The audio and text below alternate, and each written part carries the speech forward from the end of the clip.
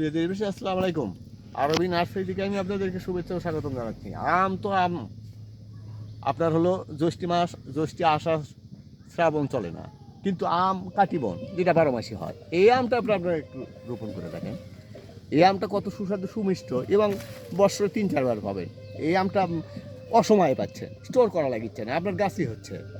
সেই ক্ষেত্রে আমি আপনাদেরকে বলি, এই যে কাটিবন আমটা দেখেন, এই চারাটার ধরন আমি আপনাদেরকে দেখাচ্ছি। এটা চারাটা, একটা চারার ধরন দেখাচ্ছি, দেখেন কী রকম চারাটা, কত সুন্দর, কত ডালপালা।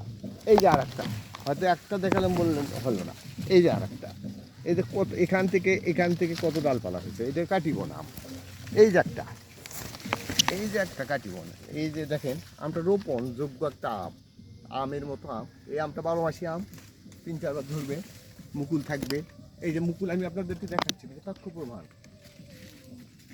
এখন তো আম শেষ হয়ে গেছে, এই যে কেবল মুকুল আসছে কাটিবনে, এই যে গুটি আসছে, কতগুলো তো গুটি আসছে, কতগুলো তো বড় হচ্ছে। তো এখন ব্যাপারটা হলো কি, আপনারা কাটিবন আমের চারা যদি কেউ কোথাও আপনারা চিন্তা করে থাকেন আমি কাটিবন আম সংগ্রহ করব, তাহলে আমার স্ক্রিনে হোয়াটসঅ্যাপ ইমো নাম্বার দেওয়া আছে। দেশি প্রবাসী ভাইরা যিনি যেখান থেকে দেখছেন না কেন, সেখান থেকেই আমার এই চারাগুলো সংগ্রহ করতে পারবেন। আমরা কুরিয়ার সার্ভিসের মাধ্যমে দেশের প্রত্যন্ত অঞ্চলে এই চারাগুলো নিরাপদে পৌঁছে দিতে পারি, ইনশাল্লাহ কোনো সমস্যা হয় না। এই যে দেখেন, আমি আবারও ফার্দার বলছি, আবারও দেখাচ্ছি। এই যে দেখেন গাছটা, এই যে দেখেন গাছটা, কত সুন্দর একটা বলিয়ান গাছ, সুন্দর গাছ, সুঠাম গাছ।